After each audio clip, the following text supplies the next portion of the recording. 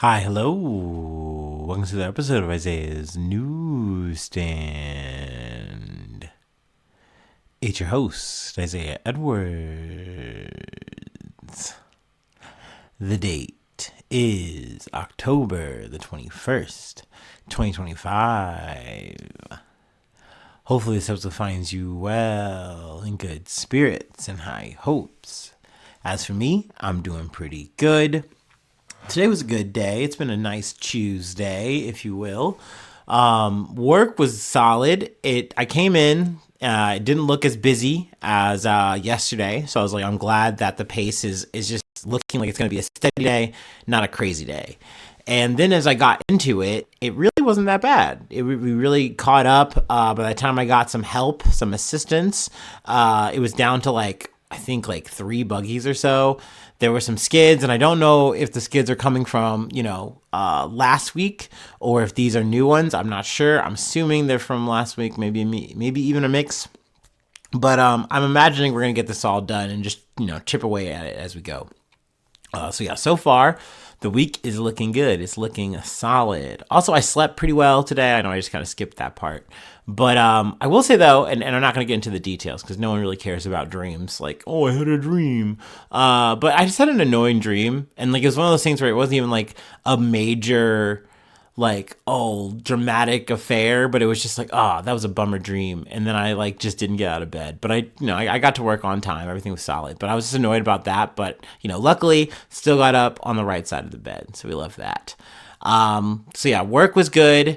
We went to the gym. Gym was busy, but it was good. I was overall able to hit all of the machines that I wanted to hit, get my cardio in. So that's good. That was a successful pump. And that leads us back home. So overall the day was good. It was solid. Let's go ahead and do our startup and let's get into some news. I would say maybe my only big so far this week is, I mentioned it in the previous episode, but the weather. The weather's annoying. Now, granted, it wasn't too bad today. I felt like it was less cold overall, but I generally do feel cold right now. I don't like it. The day before, I was super snotty. I was sneezing, sniffly, and today, it seems like my voice wants to give out, every other paragraph. So I'm ugh, and I love that because I got to do some read-alongs here for this episode. But overall, it's been good. I'm not really letting that ruin the week or say, oh, it's a bad week. So, things feel solid. It feels like a good day, or it feels like a good day, and I'm hoping it's gonna be a good week. Yeah.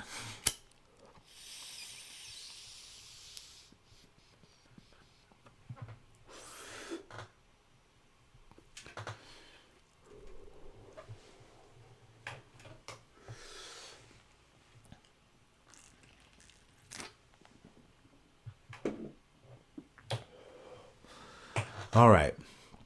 Ooh. Our first story comes from the BBC. Lisbon funicular crash. Initial report reveals litany of failings. And I'm pretty sure it's funicular, right? I think. I'm trying. I'm learning. Maybe. A preliminary report into last month's funicular crash in Lisbon that killed 16 people has detailed a litany of failings.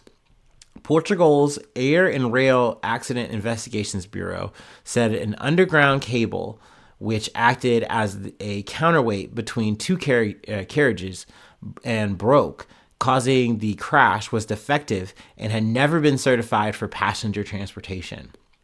It said the cable was not technically suitable and was acquired in 2022 by Caris, the company running Lisbon's public transport, that now says it has dismissed its head of maintenance of funiculars and trams. The 140-year-old Gloria funicular, popular with tourists, derailed and crashed into the building on September 3rd. We did cover the story initially. And, I always say, hey, I'm going to get to an update whenever I can. And when I heard the update in terms of okay, we got a report, and I'm like, okay, well, what's up? And then once I see this, and I was like, oh, damn. So this is definitely not like, oh, this was just a freak accident. No one could have seen this coming. It's like, no, mistakes were definitely made, and that made me want to definitely come back and do an update on it. But there were 11 foreigners among those killed, including 3 British nationals, while another 20 people were injured. The preliminary report, released on Monday, said there had been no oversight by Keris engineers and the cable was not tested before it was installed. The supervision and maintenance of the funicular by a company outsourced by Keris also did not work properly, apparently giving the Gloria funicular the all clear on the morning of the disaster, though it is not certain if the check actually took place that day. So that's another lapse here, where you have a potentially bad cable that's been installed. Then you have, the people who are supposed to be running the maintenance saying, yeah, it's all clear. At least I guess maybe we got slapping allegedly there, but it's like you're saying it all clear, but you didn't actually check, which is like, hey, this is supposed to be a rigorous check. People's lives are on the line. This thing is going up and down all day. The emergency brake system, which the driver correctly tried to apply when the cable snapped, did not function properly and was never tested in advance, the report said. However, the preliminary report emphasized that the information gathered to date was incomplete, with further tests and analysis needed. The guilt or responsibility of any organization or person involved in the incident should not be presumed, it said. Lisbon's mayor, Carlos Modis, who was reelected on October 12th, despite opposition accusations he had failed in his duty of oversight over the city's funiculars, told SIC television that the report reaffirms the unfortunate tragedy was due to technical and not political causes. I feel like if you just kept this last sentence out, we just stop at the ellipses, you're cool, man. Like, brother, hey, man, keep the politics out of the funiculars. That's what I say. Like, come on, bro. Like, that's some snake-ass fucking shit to say, in my opinion. And I get what you're trying to do here, and sure, I'm not saying that the mayor should be up in the fucking funicular making sure it's safe. I think if you're saying, hey, we trusted this oversight committee, we thought they were doing good, and it looks like no, they were not doing good, and it seems like hopefully things are going to be addressed from here. Right? So, hey, it doesn't seem that out of pocket, but I just hate that these motherfuckers can't resist the urge to be like, hey, man, I gotta, for the record, state it has nothing to do with us. Let's keep the politics out of it, okay? It's like, come on, dude. Tomato.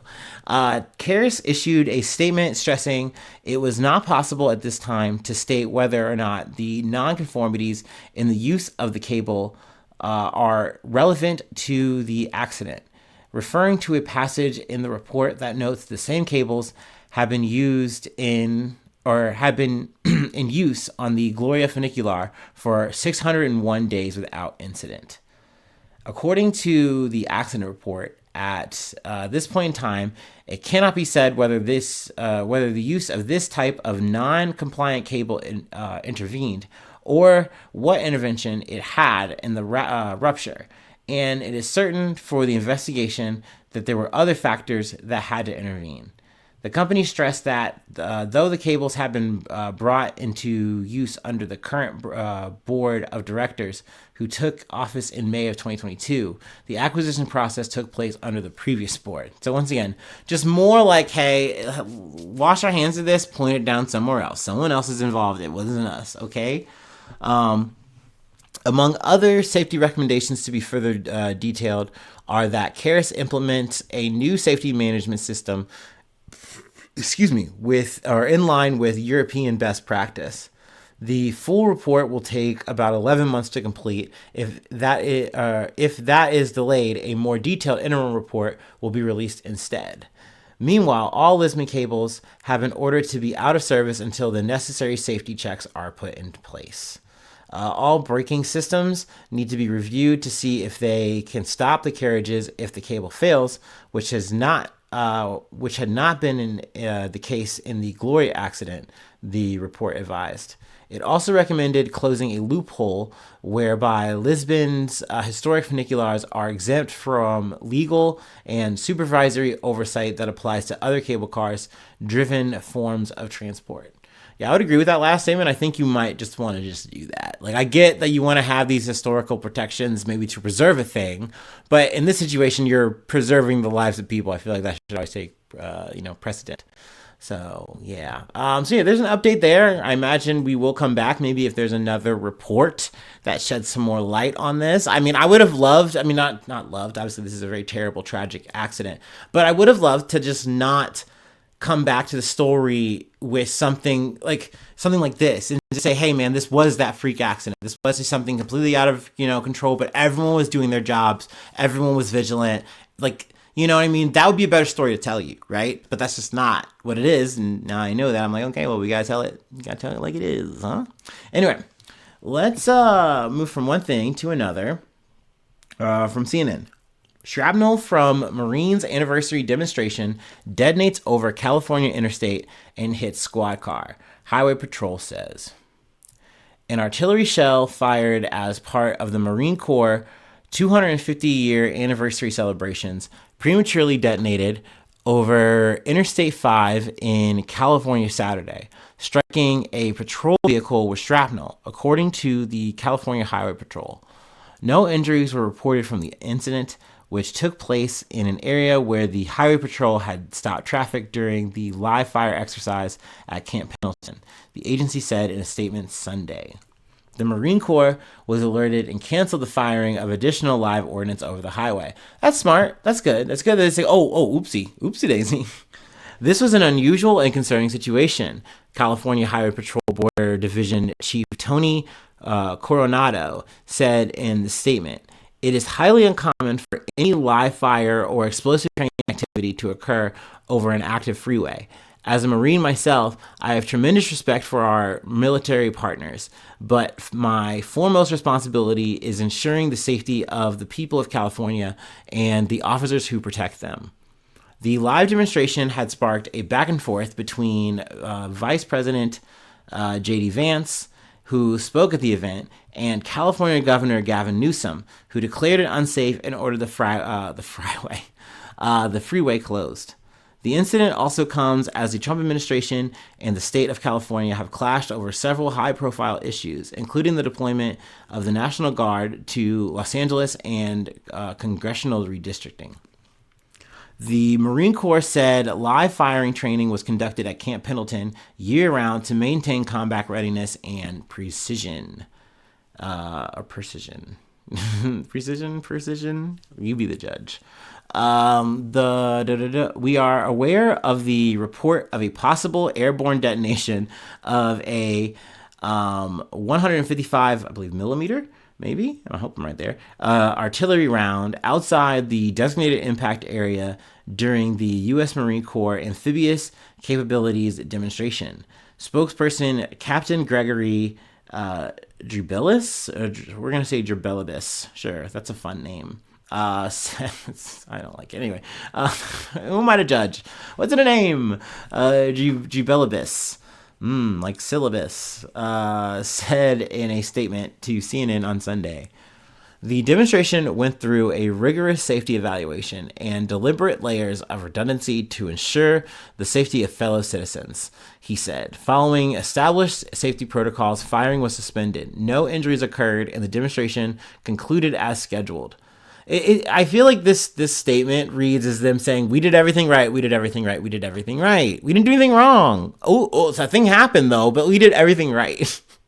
You didn't have to fire over a damn highway, but okay. The Marine Corps is investigating the incident, Drubelibus said. Marines on the West Coast are committed to our enduring and mutually beneficial relationship with the people of Southern California. Their safety and confidence is invaluable. I feel like he didn't say the word like necessary though. It's like kind of like, yeah, whatever. This just feels like we did everything right. Shrug. Highway Patrol said it filed an internal report with a recommendation to review the coordination between federal, state, and local government around the event. The Camp Pendleton demonstration, with some Marines called the largest in a decade in the continental U.S. involved fighter jets, helicopters, Navy vessels, and live fire from a towed howitzer. Like, we didn't need all this. Like, this just fits the vibe of this administration, especially since we got Pete Hegseth at the Department of War. And it's like, everything has to be a bigger to do. Everything has to be like just more and like more boom, more aggression. And it's like, yeah, we're going to fire over this highway. We do everything perfect anyway. It doesn't matter. Let's just fucking pop off. Like, but here we go. There's a mistake. Not to mention, you have the wise judgment, I guess you can say, of, gruesome Gavin Newsom, and saying, hey, maybe we should close this highway, which we're going to get to here. Governor Newsom closed a section of Interstate 5 in Southern California ahead of Saturday's demonstration, citing extreme life safety risk and distraction to drivers. Firing live rounds over a busy highway isn't just wrong, it's dangerous, Newsom, a Democrat who has frequently sparred with the Trump administration, said in a statement. Vice President Vance's office disputed Newsom's claim that the live rounds were dangerous, saying that the demonstration was an established safe practice. If Gavin Newsom wants to oppose the training exercises that ensure our armed forces are the deadliest and most lethal fighting force in the world, then he can go right ahead, William Martin, Vance's communications director, said in a statement to CNN. It would come as no surprise that he would stoop so low, considering his pathetic track record of a failure as governor. In his remarks from Camp Pendleton, Vance, the first Marine to serve as vice president. Wow, dude, he really is like white Kamala, bro. Like, he's so rare, dude. His hillbilly elegy just sets him apart, dude. He's just different cloth, man. That's Middletown made, It's so funny. Everyone I talk to when it comes to JD Vance, they fucking hate him. Like, they're not fan. And I understand, especially if you live in the area where he lives. Like, whenever he comes back home, it becomes a whole fucking to do, and you can't get anywhere. Like, your whole fucking life has to kind of stop and be rerouted because this man wants to chill at the house. When it's like, bro, go fucking play president. Go fucking do your thing. Like, get out of here. Boo. But I'm perfectly certain I live in Ohio, so there's no way that there's plenty of people who just love this guy. They're just probably gushing at the idea, like, that's Ohio's very own, baby. I don't know, sorry. I wanted to comment on that while I was thinking about it. But yes, in his remarks from Camp Pendleton, Vance, the first Marine to serve as vice president, spoke of his time in the military, saying, I would not be here today. I would not be here today. I would not be the vice president of the United States. I would not be the man I am today were it not for those 4 years that I served in the Marine Corps. Like, yeah, dude, it molded you, dude. It changed you, bro. You grew such a fucking cool beard after that, man. That's so sick. All right. Anyway, we are going to move actually to our last story. Like I said, these are read-alongs, but I'm hopefully not taking too much of your time. But yeah, let's go ahead and take our last break. I'm going to go ahead and hydrate. And then, and amongst some other things, and then we'll close it out. Yeah, and we're sticking in California. There you go. From Lisbon to fucking LA, baby.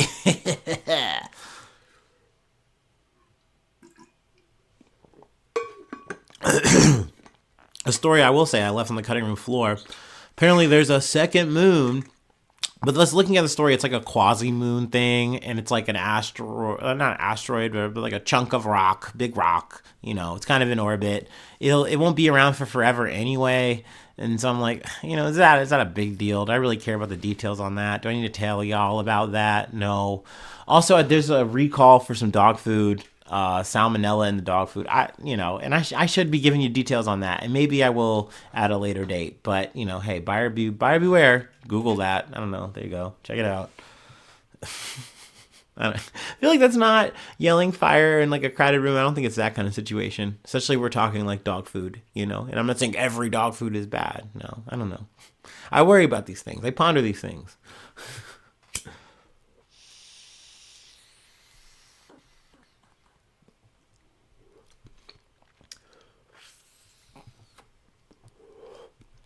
That's why I realized I had to put the whole comedy satire thing, because it's like, man, maybe I am just a slop farmer. And it's like, yeah, I think that's fair. That's true. I mean, I do my best, but this is more of a labor of love.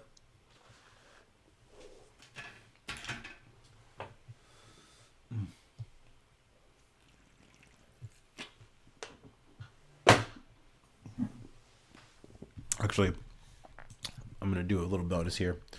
Dog food recall. Boom. Raw bistro food dynamics over salmonella risk. There we go. Boom. So you can go to today.com. Two pet food companies recalled by FDA for possible salmonella contamination. What to know? There you go. That's enough diligence for me. Anyway, our last story that I did want to cover. NBC News. U.S. Marshal and undocumented immigrant shot during ICE stop in Los Angeles. That sentence got me. Officials say. I'm going to run that back. U.S. Marshal and undocumented immigrant shot during ICE stop in Los Angeles. Officials say. There you go. Federal officers attempting to arrest an undocumented immigrant in downtown Los Angeles fired shots that injured the immigrant and a U.S. Marshal on Tuesday, authorities said. The shooting happened during what the Department of Homeland Security described as a targeted traffic enforcement stop using a standard law enforcement procedure. The details of the technique used were not immediately clear. The immigrant, who the department said had previously escaped from custody, weaponized his vehicle and began ramming the law enforcement vehicle in an attempt to flee. The department's Assistant Secretary for Public Affairs, Tricia McLaughlin, said in a statement, fearing for their safety, the federal officers fired defensive shots, McLaughlin said, and the immigrant was struck in the elbow. One of the bullets fired by federal officers ricocheted and hit a law enforcement officer in the hand. The U.S. Marshal's office in California's Central District said in a statement that the officer who was injured is a deputy with that agency. The Department of Homeland Security said both the immigrant and the officer were taken to the hospital. The officer's condition was listed as stable, according to the statement. The FBI Los Angeles field office said it was investigating the shooting. An evidence response team was processing the scene on East 20th Street near the city's fashion district, the Bureau said in a statement. No FBI agents were involved in the shooting, according to the statement. The events unfolded amid heightened tension between federal authorities and local officials and residents in cities like Chicago, Los Angeles, and Portland, Oregon, where President Donald Trump has particularly ramped up immigration enforcement efforts. It's also worth noting, while I'm thinking about it, an appeals court has overturned a judge freezing the deployment of guard troops to Oregon. So that looks like it's going to be a green light. I imagine that might be something that goes to the Supreme Court. But if it does go to the Supreme Court, I think people are thinking, and I'm going along with that vibe, that most likely in like a shadow docket situation, they would just approve that. So, there's that. And I know the Supreme Court is cooking on some shit. I'm kind of just waiting for them to actually go over more stuff. And I know that there's like going to be some things they're going to be hearing, but I just didn't feel like making hay about that until they're actually hearing it, if that makes sense. Anyway, getting back to the story at hand, and that's recap. We can actually skip ahead. We have residents afraid to leave their homes. We have constituents contacting my office because their family members never came home and they don't know if they've been taken by ICE or where they've been taken. Los Angeles County Supervisor Janice Hahn said, according to the Associated Press. McLaughlin attributed to Tuesday's incident to the conduct and rhetoric of politicians who she said urged undocumented people to resist arrest, which is, I feel like, definitely something that is inflated, taken out of context, and not what people are saying. They're not saying, oh, shoot at ICE, fuck ICE. Like, when they say fuck ICE, they don't mean kill ICE. I mean, maybe some people might be thinking that shit, but hey, that is not the general sentiment. And what they're saying is like, oh, politicians are stoking that rhetoric, which is like, I've not seen one. But yeah, fuck ICE. Anyway, let's see here. Like I said, we talked about the pet food. I know I just, I lobbed that up. But yeah, those are the 3 stories that I wanted to cover today. I mean, obviously, I'm not surprised to cover this. Literally, people have died in the conduction of these ICE operations. So, it's not surprising that, these motherfuckers are taking friendly fire and that, innocent people are getting fucking hit and hurt. Goddamn. Like, we're just glad that this is a situation that it wasn't like a fatal situation. So there's that. Once again, silver linings and whatnot. But yeah, that's it. That's all I have for today. Today was supposed to be a bit of a shorter, sweeter episode. Not really. Not really. Yeah, but so it goes. That's it. That's all I have. If you'd like to help out, support the effort, I do have a Patreon. Patreon.com/Isaiah News. Become a newsie today. Free ways to hit me up, IsaiahNews1@gmail.com. Feel free to follow me or the podcast on any of the socials. Subscribe to the YouTube. Follow on TikTok. Follow on Spotify. Follow on Apple Podcasts, wherever you like to listen. Let's see. Leave a like. Leave a cool comment. Sharing is caring. What else is there? 5 stars on Spotify, 5 stars on Apple Podcasts. But it's okay if you don't do any of that. It's all right if you're just listening, just vibing out. I really do appreciate that. I got a little tight following of a few people who, just click on, let it run. And I really appreciate you for doing that. I know that I am a bumblebutt at the end of the day. I'm no expert, but I do enjoy doing this.